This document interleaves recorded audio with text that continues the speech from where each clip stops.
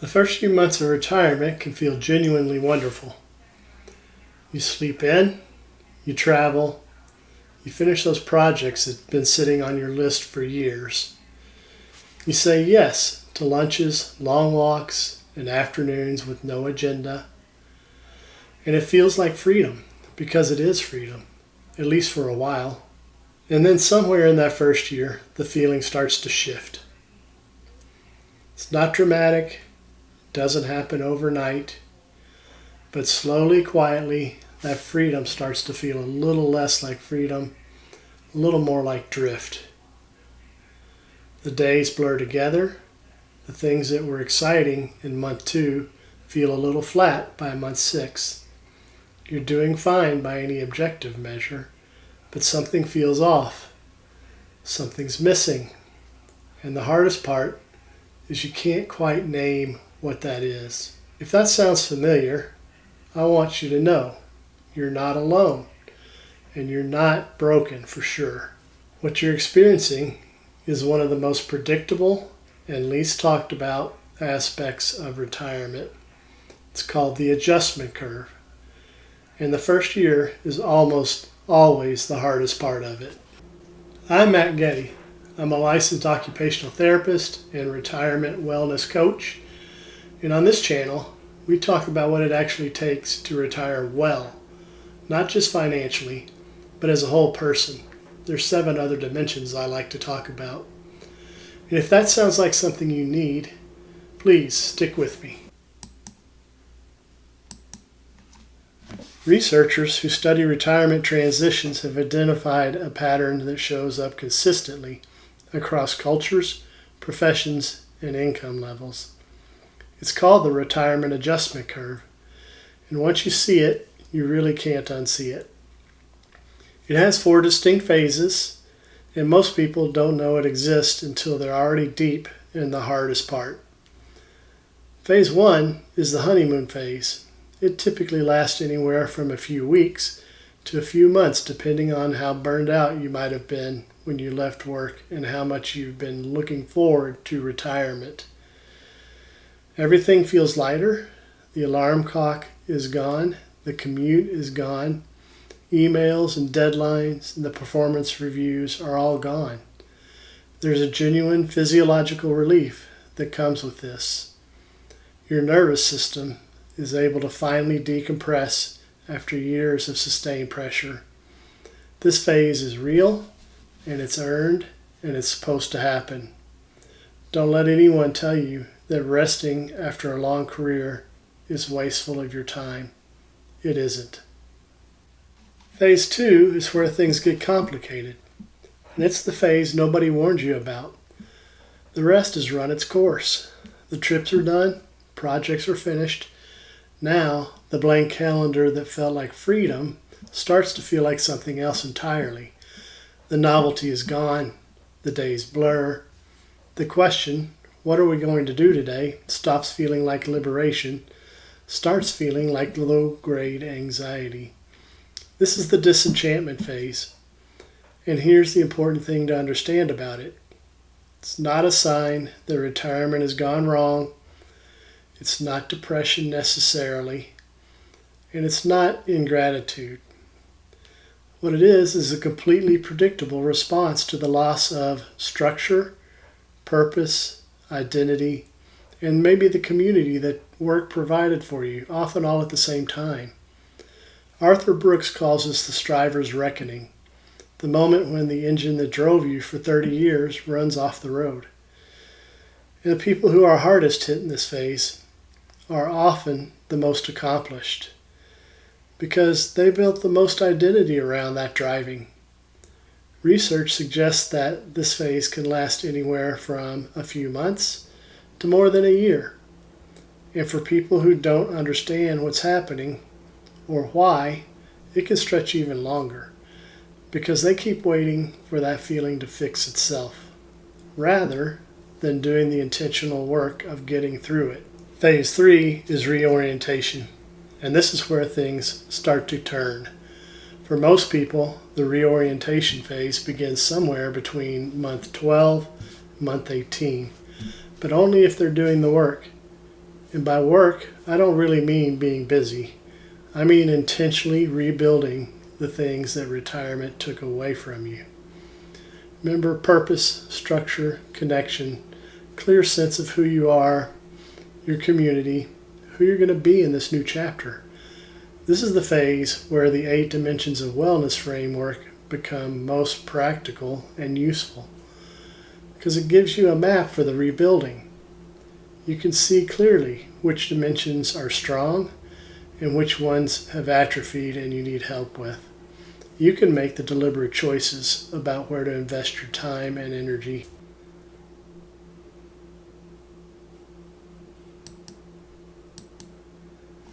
Phase 4 is stability. Here's the data point I want you to hold on to. Studies show consistently that people who successfully navigate the adjustment curve, who do the reorientation work, often end up with higher satisfaction, much higher, in retirement than they had during their working years.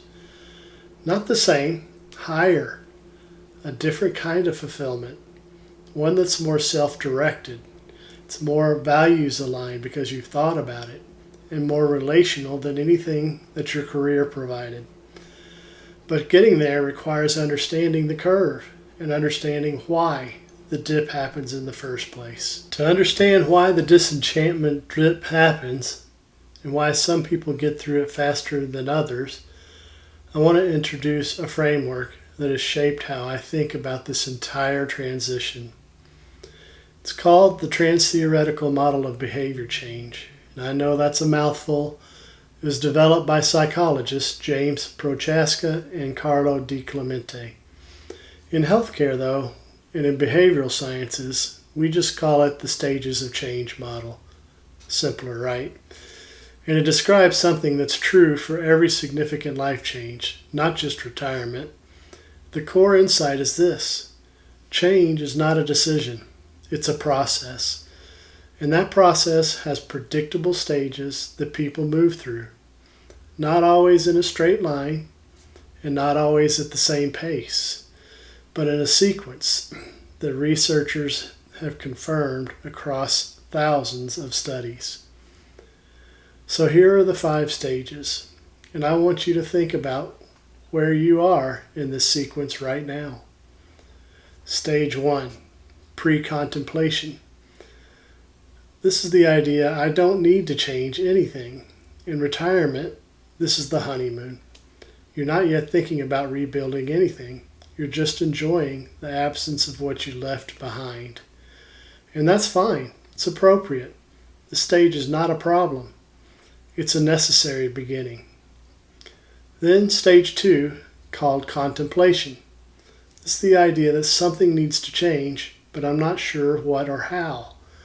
This is where most people in the disenchantment phase live. They know something needs to be different. They can feel the drift, but they don't yet have a clear picture of what they're building toward or how to get there. And without that picture, they stay in contemplation. They're aware of the problem, but not yet moving through it. This is also where a lot of well-meaning advice comes from. And it can go wrong. People tell retirees in this stage to stay busy. Find a hobby. Just enjoy it. Come on. And that advice misunderstands what's actually happening. Busyness is not a substitute for purpose. The person in contemplation doesn't need more activity.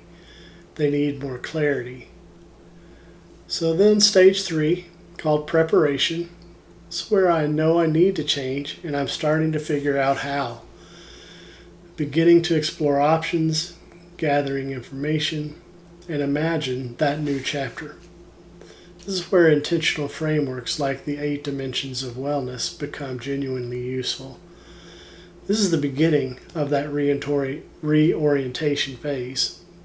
Something shifted either because the person hit a new low point and was forced to reflect, or because they encountered a framework or a community that gave them a clearer picture of what they are working toward. They're starting to ask better questions. What do I actually want? What did work give me that I still need? Where do I want to invest my energy and time? Stage 4, this is action. It's where I'm actively going to make changes, building new routines, pursuing new roles, deepening connections, and investing in the dimensions that were neglected.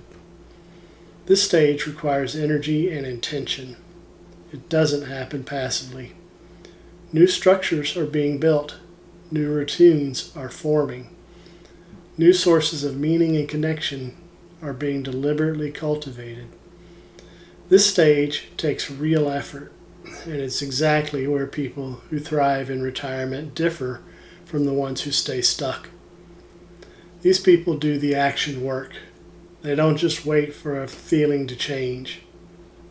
Then finally, stage 5, maintenance. This is where I know who I am now. The new identity, routines, and sources of meaning have stabilized. This is phase 4 of the adjustment curve.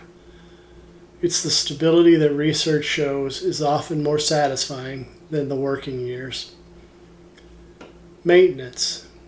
The new identity is stabilized. The rebuilt life feels genuine like yours. This isn't the end of growth.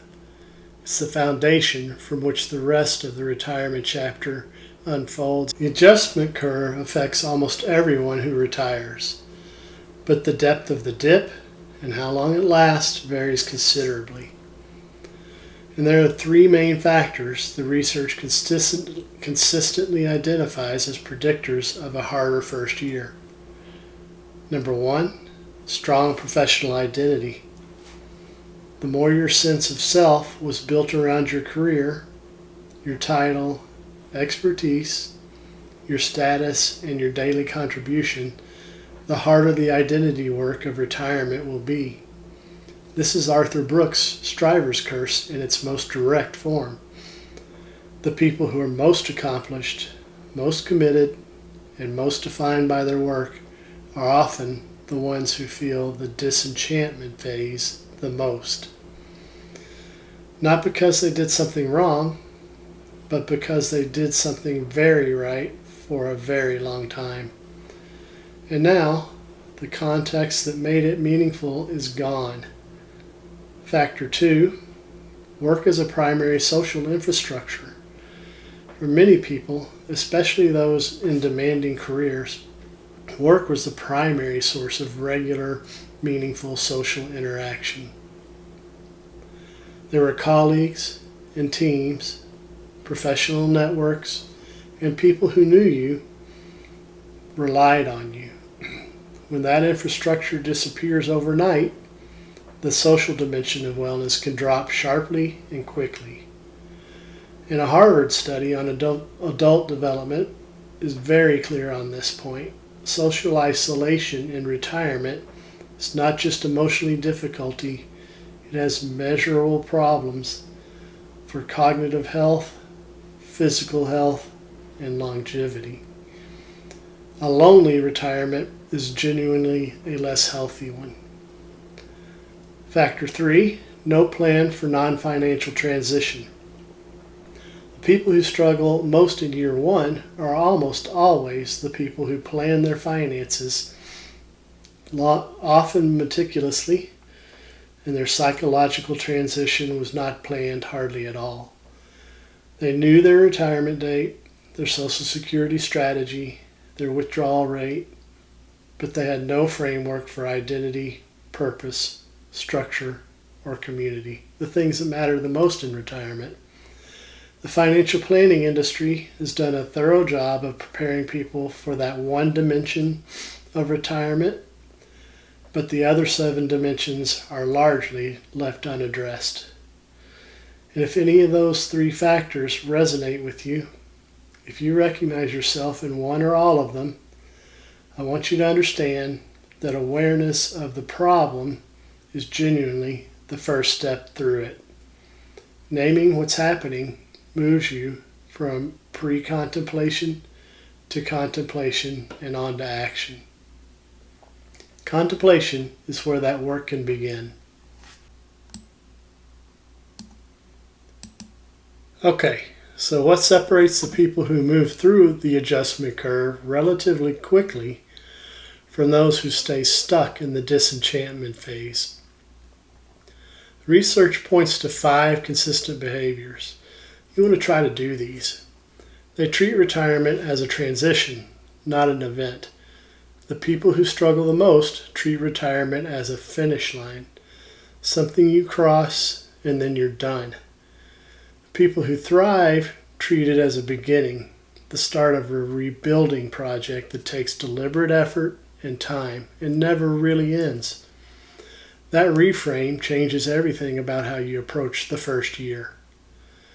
They rebuild structure before they need it, and in occupational therapy, we talk about the power of routines and habits as the architecture of a functioning life.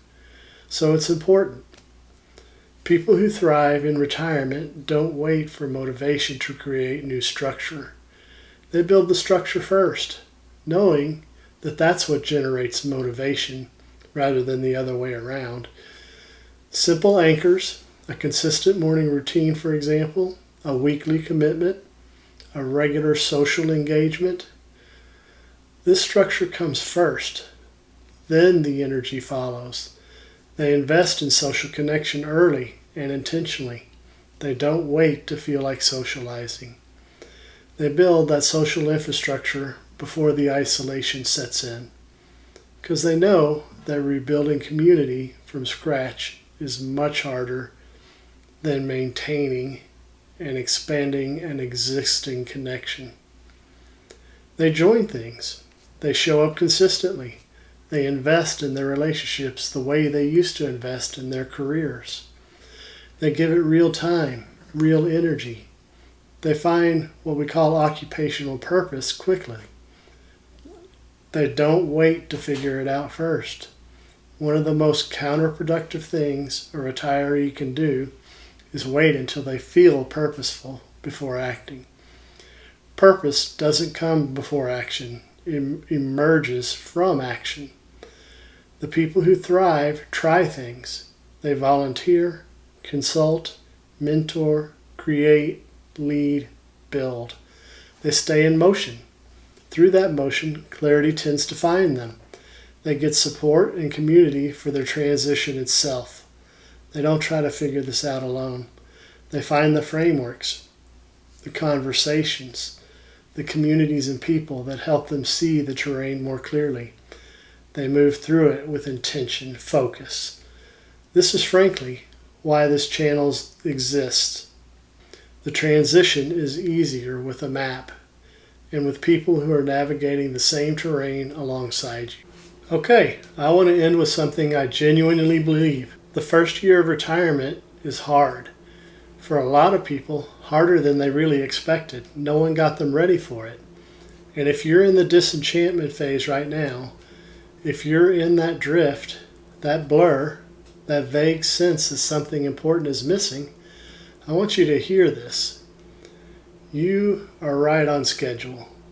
The curve dips before it rises. That's not a flaw in the design.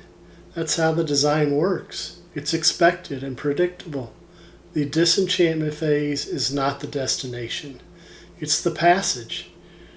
What the research consistently shows is that the people who do the reorientation work, who build the new structure, invest in new connections, find new occupational purpose, and work through that identity transition intentionally, arrive at a chapter of life that's genuinely more satisfying than the one they left behind. Not the same, more satisfying. Because this time, it's fully yours. You're not building something for someone else, their vision of success. You're building it for yourself. That's what this channel is about. That's what ChangeEight is about. And if you're ready to start that work intentionally rather than hoping the curve fixes itself, there are tools and resources to help you do it. I want to be a part of that. Well, if this video resonated with you, I want to ask you something in the comments. Which phase of the adjustment curve are you in right now?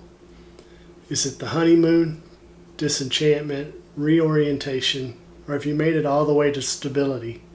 Be honest, there's no wrong answer. And of course, knowing where you are is the first step toward moving through that adjustment curve. I read every comment. I want to know where you're at.